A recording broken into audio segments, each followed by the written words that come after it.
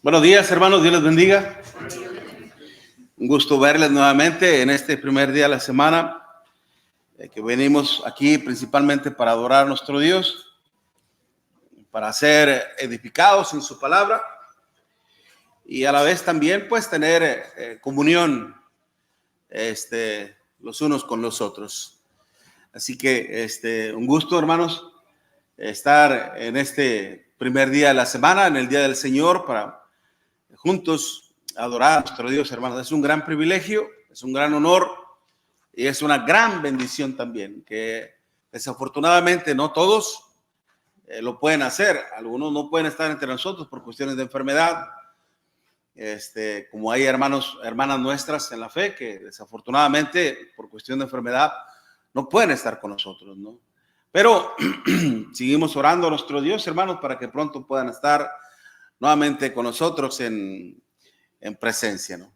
Saludamos a aquellos hermanos que nos están viendo también por las redes sociales, a través de la página de YouTube, Iglesia de Cristo Northside, también a través del Facebook, Iglesia de Cristo Northside. Saludamos a todos y cada uno de ustedes y pues también sean bienvenidos. Bien, la semana pasada estamos, de hecho ya vamos 3 estudios en relación a la parábola del tesoro escondido, ¿no? Allá en Mateo capítulo 13 y en el versículo 44. Dios mediante, hoy estaremos culminando esta parábola con la ayuda del Señor, por supuesto. Mateo capítulo 13, versículo 44. Además, el reino de los cielos es semejante a un tesoro escondido en un campo, el cual un hombre halla y lo esconde de nuevo, y gozoso por ello va y vende todo lo que tiene y compra aquel campo. Resumiendo brevemente, acordémonos que la comparación que se está llevando aquí, de hecho todas las parábolas están relacionadas al reino. Bueno, lo que de las que estaremos viendo nosotros aquí, porque el Señor mismo nos está proveyendo en estos textos. Hay otras parábolas que se refieren a otras cosas también, no solamente al reino. Pero en esta ocasión vemos precisamente la comparación entre lo que es el reino de los cielos y en cuanto a lo que es este tesoro escondido. Hace mención al reino de los cielos porque es un reino que fue establecido por Dios, no por el hombre. No, es un reino que es un reino espiritual también, no físico, no material. Y qué triste, ¿no? Retocando el punto, qué triste y qué lamentable, ¿no? Que muchas personas piensan que en la venida del Señor va a establecer su reino aquí en la tierra, ¿no? Y esa es una esperanza lamentablemente errónea, equivocada, ¿no? Siendo que ya nuestro Señor Jesucristo ya lo estableció y el reino es la iglesia. Hablábamos en cuanto a las palabras mismas del Señor cuando decía en Mateo capítulo 16, en relación al apóstol Pablo, primeramente cuando dijo, y sobre esta roca edificaré mi iglesia, y las puertas del Hades no prevalecerán contra ella, y a ti te daré las llaves del reino. O sea, cómo es que tienen mucho que ver en sí, que lo que es la iglesia y lo que es el reino. Y pues bueno, esto ya lo dijimos en parte de la introducción. Hago mención el reino de los cielos porque es un reino que nació en la mente de Dios y que fue establecido por nuestro Señor Jesucristo. Cuando, en el día del Pentecostés, cuando dio inicio a la iglesia del Señor. Es un reino espiritual. Sin embargo, si retocamos otra vez el tesoro escondido, que estaba oculto, ¿en dónde? En un campo. El campo es el mundo. En la misma interpretación que le da a nuestro Señor Jesucristo, en las parábolas más atrás hace mención precisamente el campo es el mundo. Y estábamos en una forma metafórica refiriéndose a que todos los que hemos venido al reino estábamos ocultos, estábamos escondidos. Es como cuando a veces se entra en una mina o, pues sí, cuando se entra en una mina para sacar diamantes, y los diamantes están cubiertos de tierra, ¿okay? Cubiertos de tierra. Entonces, para poder admirar la belleza de un diamante, hermanos, se limpia, se le quita todo lo que trae a su alrededor y uno puede contemplar la hermosura de un diamante en todos sus perfiles, ¿okay? En todos sus aspectos. Por todos lados usted puede apreciar y admirar la belleza de ese diamante. O como cuando se extrae el oro también de los ríos, ¿no? O de algunas partes también de la tierra que viene oculto por lodo mismo. ¿Okay? Se limpia y sale la brillantez, ¿no? La hermosura misma. Así nosotros, hermanos, estábamos ocultos por la suciedad del pecado, por el afán de la vida, por el afán de muchas cosas, ¿no? Que estábamos ocultos en el pecado. Sin embargo, el Señor sabía, ¿no? Que este tesoro bien valía la pena dar el sacrificio. Y lo que les decía, lo que nuestro Dios nos enseña, no es de que intente, sino que nos enseña. Precisamente es hacernos ver cuán valiosos, cuán importantes somos nosotros para Él, a tal grado de que Él tuvo que estar dispuesto a dar lo mejor de Él. ¿Okay? Fue un sacrificio. La misma palabra, Juan 3:16, porque de tal manera amó Dios al mundo que ha dado. Esa palabra dado implica un sacrificio. Y no solamente el Padre, aún el Hijo también, lo habíamos señalado precisamente basándonos en Filipenses capítulo 2. ¿Okay? Y si vamos ahí en Filipenses capítulo 2. Filipenses 2, versículo 5. Haya pues en vosotros este mismo sentir que hubo también en Cristo Jesús,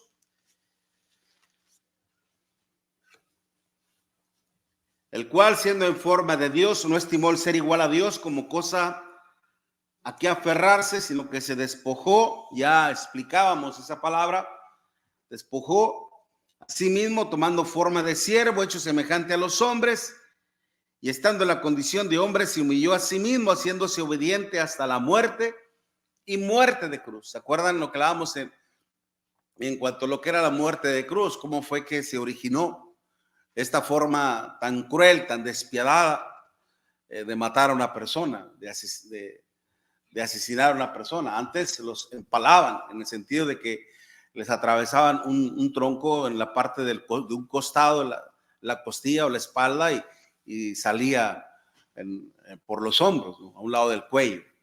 Y era una muerte también agobiante. Y después se inventó lo que es la cruz, ¿no? Y pues vemos precisamente cuando dice muerte de cruz, implicando que el morir así, hermanos, los únicos que morían así eran los que habían transgredido la ley, los ladrones, los homicidas, los delincuentes, morían de esa manera. ¿Okay? Haciendo relación que nuestro Señor Jesucristo murió como un delincuente, como un ladrón, ¿no? Como un vil ladrón. Pero sabemos que el Señor obviamente murió siendo justo. Y aún el Hijo tuvo que ser una serie de sacrificios. No era solamente sufrir físicamente. De hecho, yo en lo personal, hermanos, creo que el sacrificio que más hizo sufrir a nuestro Señor Jesucristo, que más le costaba pasar por ese calvario, por ese momento de aflicción. Bueno, acordémonos que cuando él fue al huerto del Getsemaní a orar, hermanos, ¿no? Y él mismo decía: Señor, si es preciso, haz que pase de mí esta copa, no se haga mi voluntad sino la tuya. Oraba intensamente. Y la razón, el Señor sufrió varios tipos de padecimientos. Sufrimientos físicos, fue maltratado terriblemente físicamente, pero también tuvo sufrimientos morales. Cómo es que sus discípulos, sus más allegados, habían dicho: no solamente estamos dispuestos a ir contigo a la cárcel, sino aún hasta morir por ti, ¿verdad? Supuestamente proveyendo todo el apoyo de ellos. Y esas palabras las dijo el apóstol Pedro y los demás los secundaron. Le dijeron: sí, también nosotros. Pero cuando fue, ¿cómo se dice? Tomado preso nuestro Señor Jesucristo, ¿qué hicieron todos los demás? Le dejaron.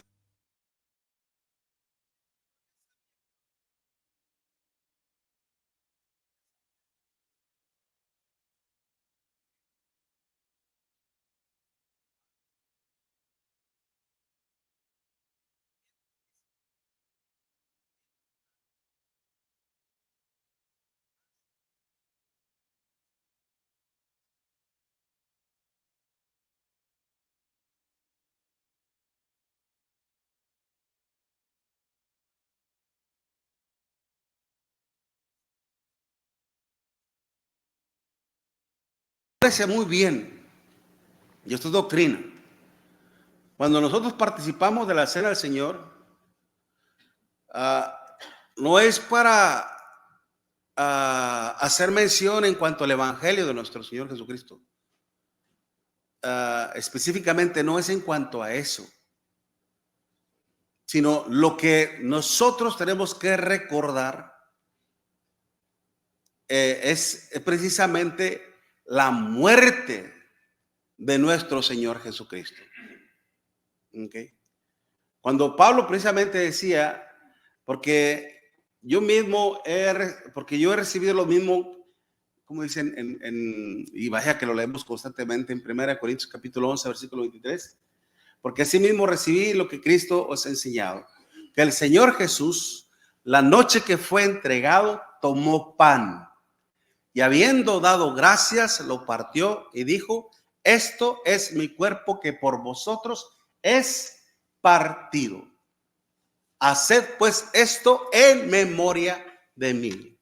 Asimismo tomó también la copa y habiendo dado gracias, dijo: esta es la copa, ¿cómo? La sangre del nuevo pacto que por vosotros se derrama. Okay. Entonces, lo que hace mención es precisamente recordar la muerte, el sacrificio de nuestro Señor Jesucristo. Solamente tenemos que, nuestra mente tiene que conectarse allá en el monte Calvario, allá donde el Señor fue crucificado. Tenemos que conectarnos con ese sacrificio del Señor. Pero también la Escritura nos dice: así pues, todas las veces que comieres este pan y bebieres esta copa, la muerte del Señor anunciáis hasta que Él venga. Por eso, cuando participamos de la cena del Señor, acuérdese, es una conmemoración de traer a nuestra mente todos los sufrimientos, padecimientos que el Señor murió y su misma muerte. Esta es una conmemoración. Traer a tu mente todos esos recuerdos. Pero también es una proclamación. Así pues, todas las veces que comieres este pan y bebieres esta copa, la muerte del Señor, ¿qué? Anunciáis. Es decir, que estamos proclamando que algún día el Señor, ¿qué va a hacer? Va a venir. ¿Okay? Va a venir por nosotros. Eso es lo que tenemos que recordar, tanto su muerte como su promesa. Y es por eso que en ese momento nuestro corazón se divide. Son sentimientos encontrados en cuanto a lo que es el dolor, porque Él murió por nosotros, pero también la promesa de que Él vendrá. ¿Okay? Pero precisamente cuando se habla de ese sufrimiento espiritual, es lo que más le dolió a nuestro Señor Jesucristo. Mi hermanos, lo que más le dolía, lo que más le costaba, fue el morir, pero espiritualmente. ¿Cuál es la muerte espiritual, hermanos?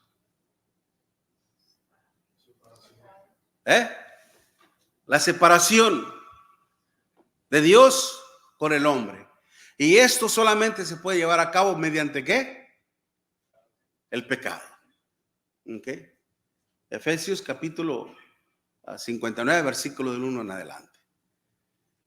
¿Okay? Entonces, cuando nuestro Señor Jesucristo murió en la cruz, hermanos, en ese momento Él absorbió todos los pecados. Es por eso que la Escritura dice que por nosotros lo hizo pecado. Y cuando Él decidió hacer eso, tomar nuestro lugar, tenía que sufrir las consecuencias de ello. ¿Por qué cree que nuestro Señor Jesucristo, estando en la cruz, dijo, Elí, Elí, lama sabactani? Dios mío, ¿por qué me has desamparado? ¿Por qué me has dejado solo en esta desdicha? Manifestando, hermanos, la naturaleza misma de un ser humano. Porque era 100% humano. Pero ahí estaba experimentando la ausencia de su Padre Celestial. Esto yo lo he reiterado en algunas ocasiones como cuando, en una forma configurada, como cuando un niño se desprende por primera vez de su mano, cuando la madre va a dejar al niño al kinder, ¿no? Y el niño por primera vez se va a separar de su mamá y está se emocionan porque van a ir a aprender cosas y ni siquiera se dan cuenta cuando la mamá se fue, ¿no? Pero hay unos hermanos que están tan ligados a la mamá que les cuesta mucho trabajo desprenderse de ella, separarse de ella. Y eso fue lo que más le dolió a nuestro Señor Jesucristo. El sufrir la separación. Aunque iba a ser momentánea, ciertamente, pero aún así, en la eternidad, nunca el Hijo se había separado del Padre. Por eso, cuán importante es que nosotros, hermanos, sepamos a conciencia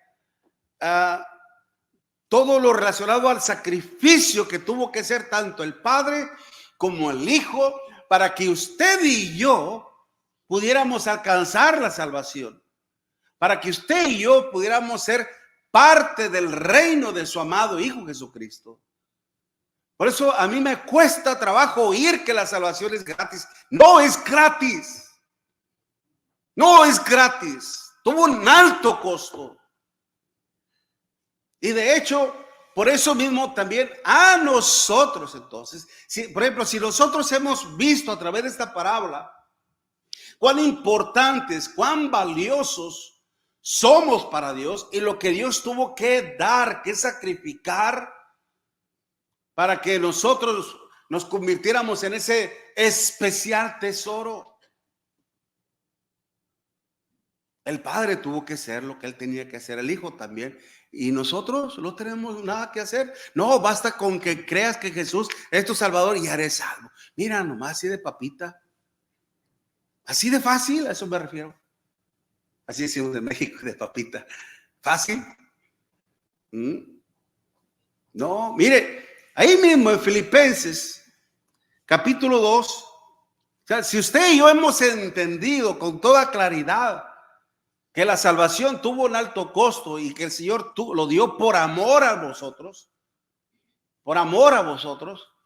Por eso, antes de leer Filipenses 2, acuérdese de la escritura que dice en 2 Corintios 8:9, cuando el Señor dice, porque ya conocéis, leamos en 2 Corintios 8:9, porque ya conocéis la gracia de nuestro Señor Jesucristo, que por amor a vosotros, se hizo pobre, siendo rico. 2 Corintios 8:9, porque ya conocen la gracia de nuestro Señor Jesucristo, que por amor a vosotros se hizo pobre siendo rico, para que vosotros con su pobreza fuésemos, ¿qué? Enriquecidos. Pero es un enriquecimiento meramente espiritual. Okay. Mas, sin embargo, ¿en qué se tuvo que convertir nuestro Señor Jesucristo? Siendo pobre. Okay. Rico en gloria, rico en alabanza, okay, rico en deidad. Pero por eso entonces, ¿en qué consistió el sacrificio de él? Hacerse pobre, siendo igual a nosotros, ¿no? Ahora hemos entendido y comprendido la magnitud del sacrificio del Señor. ¿Qué me enseña esto a mí? Bueno, el Señor hizo lo que tenía que hacer. Y ahora, ¿qué tengo que ser yo? ¿Qué tengo que ser yo? En la misma palabra en Filipenses 2, versículo 5. Haya pues en vosotros este sentir que hubo también en Cristo Jesús. ¿Ok? Esa palabra es la palabra froneo.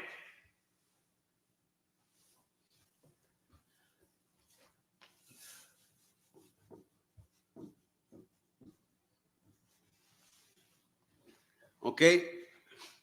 El sentir, hermanos, hace relación a lo que es la misma actitud. La misma actitud. El mismo sentir de Cristo lo llevó a algo sumamente importante.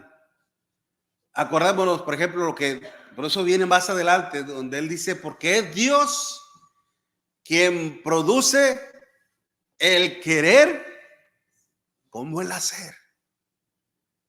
Y dice, haya pues en vosotros este mismo sentir, es decir, la misma actitud. No se refiere el mismo, no solamente es cuestión de sentir el mismo deseo. No es cuestión de sentir solamente la misma proposición, la misma intención. No, no. No, aquí ya no es una cuestión de intención, de sentimiento, sino de actitud. Cuando hablamos de una actitud, hermano, estamos hablando ya del hecho de actuar en consecuencia de algo. ¿Okay? Haya pues en vosotros este mismo sentir que hubo también en Cristo Jesús. ¿Cuál fue ese sentir? Dice, el cual siendo en forma de Dios, acuérdense, les decía esa palabra forma, es de morfe, ¿okay? De figura real, tomar la figura real, el cual siendo en forma de Dios, no estimó el ser igual a Dios como cosa a que aferrarse. Y esa palabra, hermanos,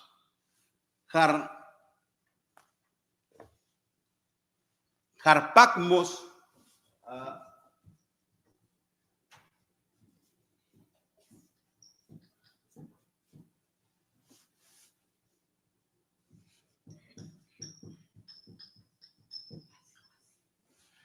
implica esto, como quien dice, tomar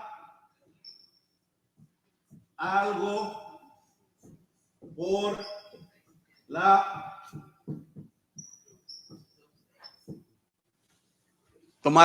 la fuerza.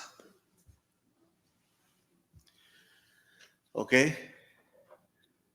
Para configurar un poquito esto, como cuando el niño tiene mucha hambre, el bebé, y ya usted le ha dado su tetera, y usted ya le quiere quitar la mamila porque ya no tiene, y el niño quiere seguir chupando y está hasta muerde, ¿verdad? El chupón se aferra a él, ¿ok? Es decir, es tomar algo a la fuerza.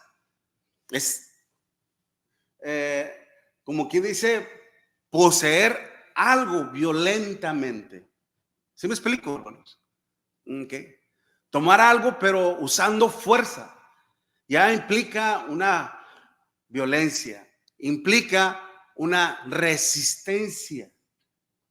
Por eso cuando dice precisamente, el cual siendo en forma de Dios, no estimó el ser igual a Dios como cosa a que aferrarse.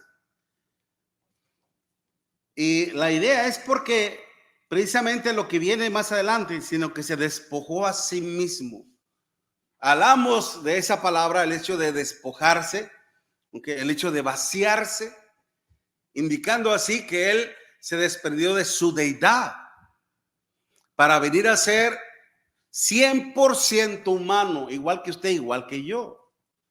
Y él, hermanos, es decir, lo que podemos entender en esto es de que él nunca tomó una actitud de rebeldía hacia Dios. Él nunca se resistió al hecho de desprenderse de algo que era muy valioso para él, muy estimado para él. Nosotros debemos tener la misma actitud. Cuando el Señor miraba que la multitud le seguía, allá en Hechos capítulo 8, versículo 34, él se voltea y le dijo a la multitud: si alguno quiere venir en pos de mí, ¿cuál fue la primera condición? Niéguese a sí mismo. ¿Ok? Niéguese a sí mismo. ¿Qué implica el hecho de negarse a sí mismo, hermanos? De hecho, más adelante lo dice, nos hace relación en cuanto a lo que el Señor se refiere, ahí en Marcos capítulo 8, Marcos 8, dice el versículo 35 en adelante, Marcos 8, versículo 35, porque todo aquel que quiera salvar su vida, la perderá, y todo el que pierda su vida por causa de mí y del evangelio la salvará. Porque ¿qué aprovechará al hombre? ¿De qué le aprovecha al hombre si ganare todo el mundo y perdiera su alma? ¿O qué recompensa dará el hombre por su alma? Porque el que se avergonzare de mí y de mis palabras en esta generación adúltera y pecadora, el Hijo del Hombre también se avergonzará también de él cuando venga en la gloria de su Padre con los santos ángeles. ¿Ok? Entonces vemos, dice, porque todo aquel que quiera salvar su vida. Muchas veces a nosotros nos costó trabajo convertirnos al Señor porque sabíamos muy bien que al hacerlo, ¿qué implicaba? ¿Qué implicaba? Morir al pecado. ¿Qué implicaba eso? Abandonar los hábitos y las costumbres mías. ¿Ok? El hábito de tomar, el hábito de fumar, el hábito de conducir mi vida, llevar a cabo mi vida conforme a mí me complazca. A veces nuestro egoísmo decía, es que a mí nadie me va a decir qué tengo que hacer y qué no tengo que hacer. Nadie va a venir a gobernar mi vida. Tu vida. Es increíble cómo a veces nos poseemos de algo que no nos pertenece, ¿verdad? Es como cuando dices, hoy no tengo tiempo, pero tal vez la próxima semana sí, adueñándonos de algo que no nos pertenece, porque ¿de quién es el tiempo, hermanos? ¿Podemos contar con el tiempo? ¿Asegurarnos de que el día de mañana va a estar vivo? Nadie puede hacer eso. ¿Qué? Entonces, ¿cuál es el punto aquí? El mismo sentir que hubo también en Cristo. Él se aferró, él no se aferró de algo que era muy de él, muy propio. Sin embargo, estuvo dispuesto al sacrificio Nosotros también, al venir al cristianismo, estuvimos dispuestos a sacrificar, ¿qué? Mi voluntad, mi deseo, mi pasión, mi deleite, mi gozo. Eso es. Nosotros no podemos servir a Dios, hermanos, si no estamos dispuestos a hacer la voluntad de nuestro Dios. Y déjeme decir una cosa. Esta acción no solamente implica el hecho de hacerlo una vez. Esto es lo increíble de todo. No solamente es una cuestión de hacerlo una vez, sino es hecho una vez y ¿para cuándo? Para siempre. El día que nosotros obedecimos el evangelio, decidimos serle fiel a Dios. ¿Hasta cuándo? Hasta que las cosas marchen bien, hasta que tenga buena salud, hasta que tenga trabajo, hasta el día que yo quiera. No es así, ¿verdad? Hasta el día que el Señor me llame a cuentas. ¿Ok? Esto es lo que ahora a nosotros nos corresponde. Por eso, una vez que obedecimos al evangelio, hermanos, nos desprendimos también de eso. Por eso, el hacerse, cuando dice el versículo 7 y 8, sino que se despojó a sí mismo, tomando forma de siervo, hecho semejante a los hombres. Y esa palabra siervo, hermanos, es doulos en el griego, que implica tanto una persona que ha renunciado a su voluntad y que ha decidido estar sujeto a un ser superior. En el sentido de que hemos decidido ahora servir a mi Señor. Ya no servirme a mí mismo. Ya no servir al hombre, sino ahora servir al Señor. Tomando forma de siervo. Y está hablando de Cristo. ¿Se acuerdan cuando nuestro Señor Jesucristo, hermanos, para dejarles un claro ejemplo de lo que era la humildad, cuando, y vaya que la necesitaban los apóstoles, cuando el Señor empezó a lavarle los pies a sus discípulos, el lavamiento de los pies, creo ya se los he dicho yo en otras ocasiones, pero a veces algunos que nos están viendo y posiblemente no han escuchado esto. En las costumbres judías, tradiciones judías, hermanos, consistía en esto, el lavamiento de los pies. Por ejemplo, cuando una persona, un familiar de usted llegaba a su casa, basándonos en aquel tiempo, ¿ok?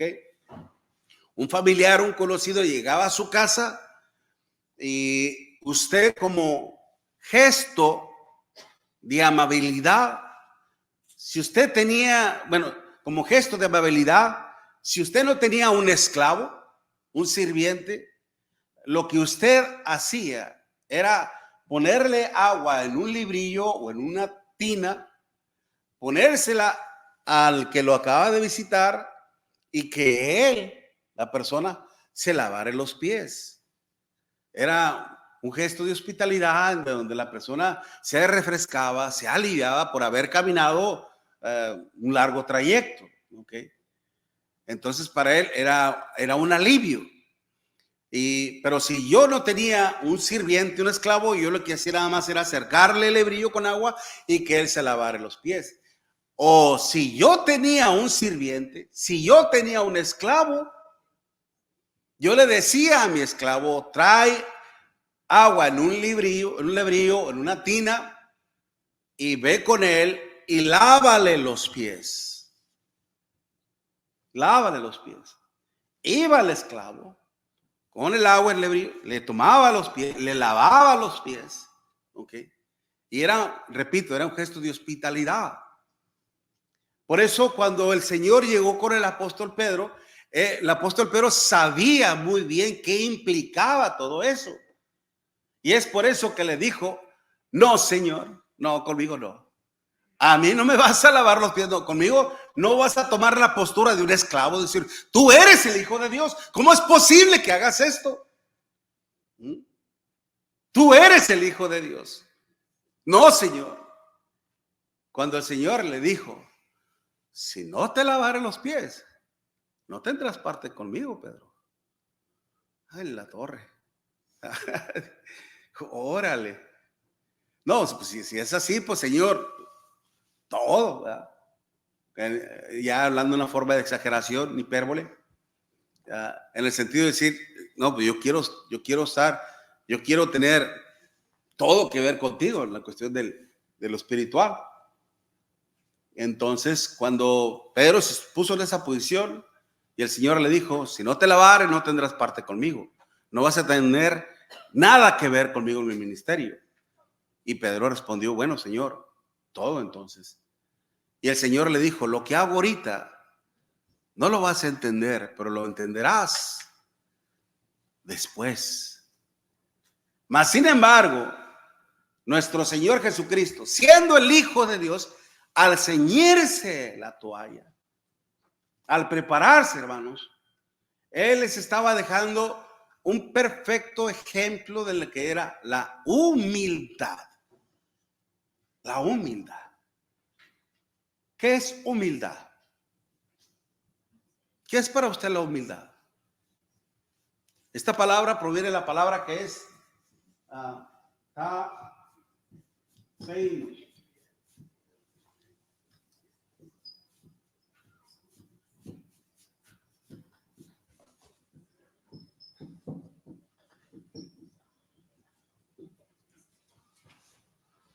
¿Sí se alcanza a ver? Ok. Tapeino significa sobajarse a sí mismo. Okay.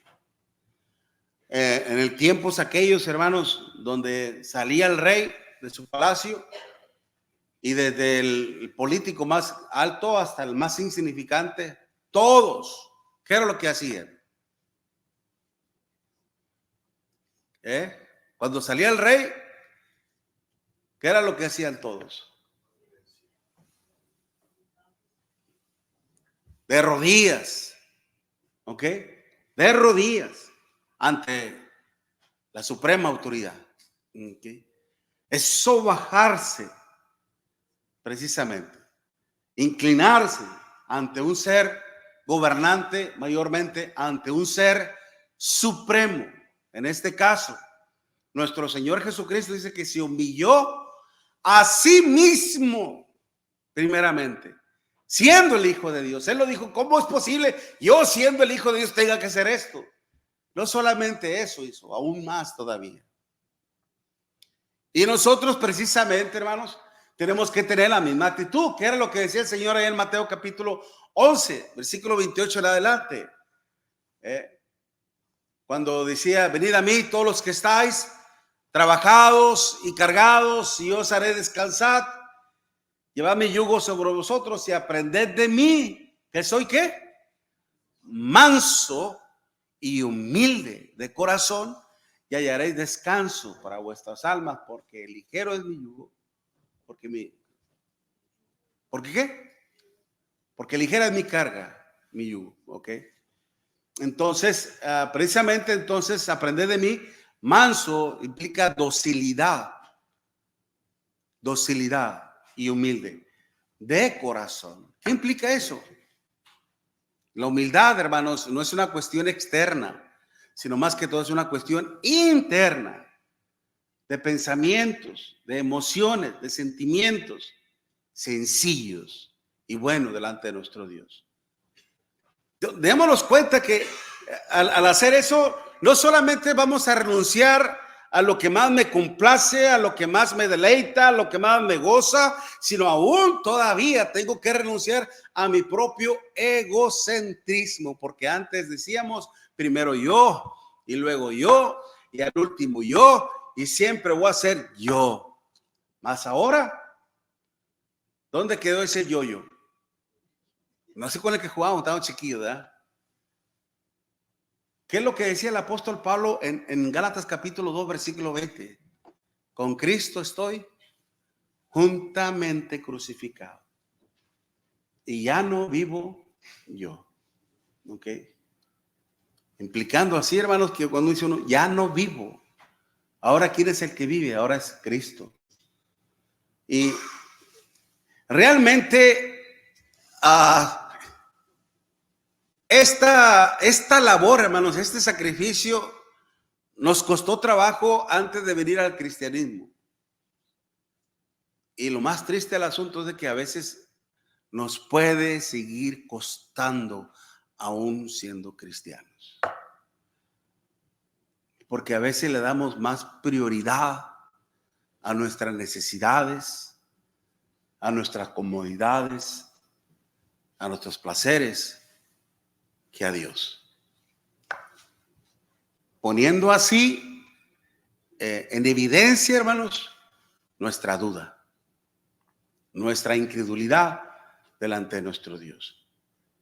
Por eso démonos cuenta de cuán importante es esto. Si en verdad yo quiero apreciar, quiero valorar todo el amor que Dios ha depositado en mí, todo el amor que Dios ha dado por mí, hermanos, yo también entonces tengo que tener la misma actitud de Cristo.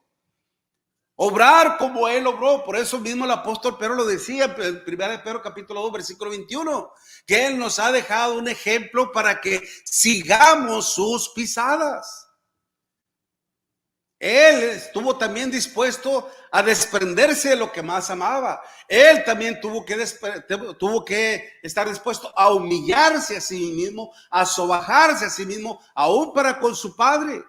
Y Cristo en los días de su carne, ofreciendo ruegos y súplicas con gran clamor y lágrimas, aquel que le podía librar de la muerte, fue oído a causa de su temor reverente, y por cuanto era hijo aprendió la obediencia.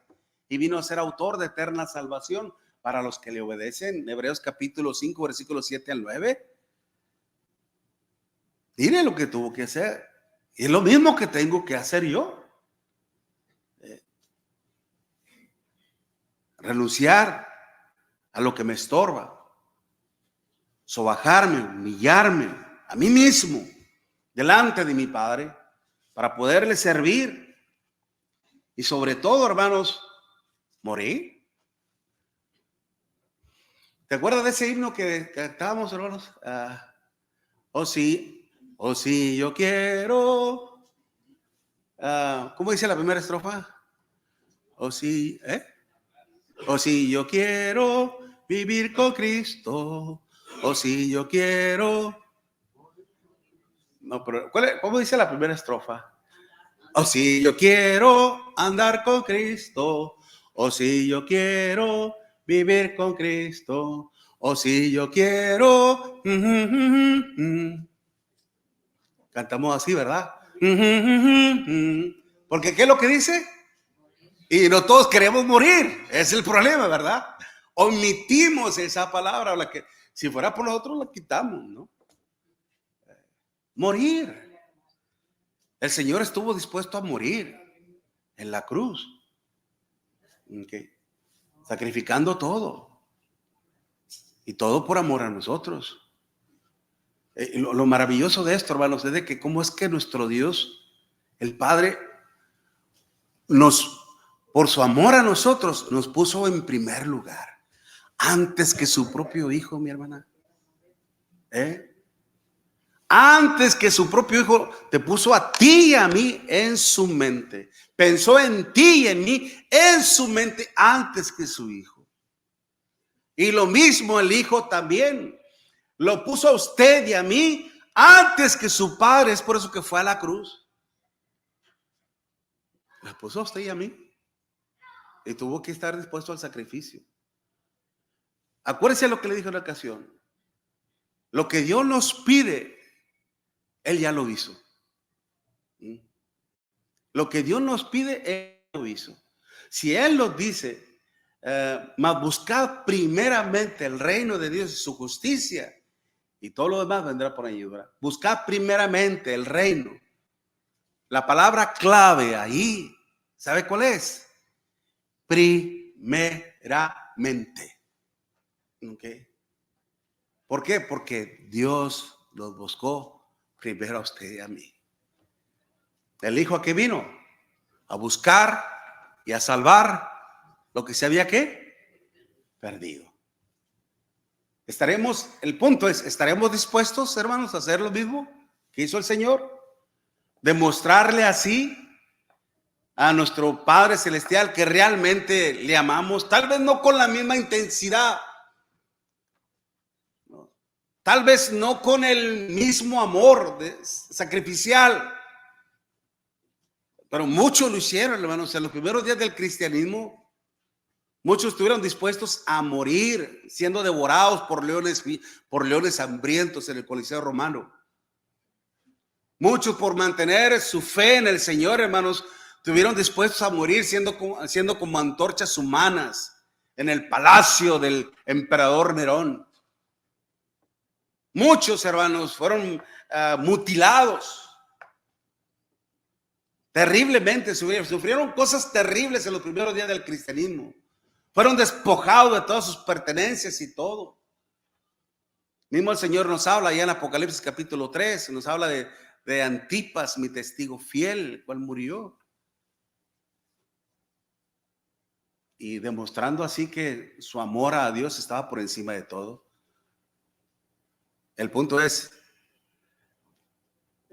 nuestro amor hacia Dios, hermanos, estará al alcance, ya de perdido. No al nivel, al alcance. Dios los bendiga, hermanos. Que así sea. Vamos a tomarnos un descanso.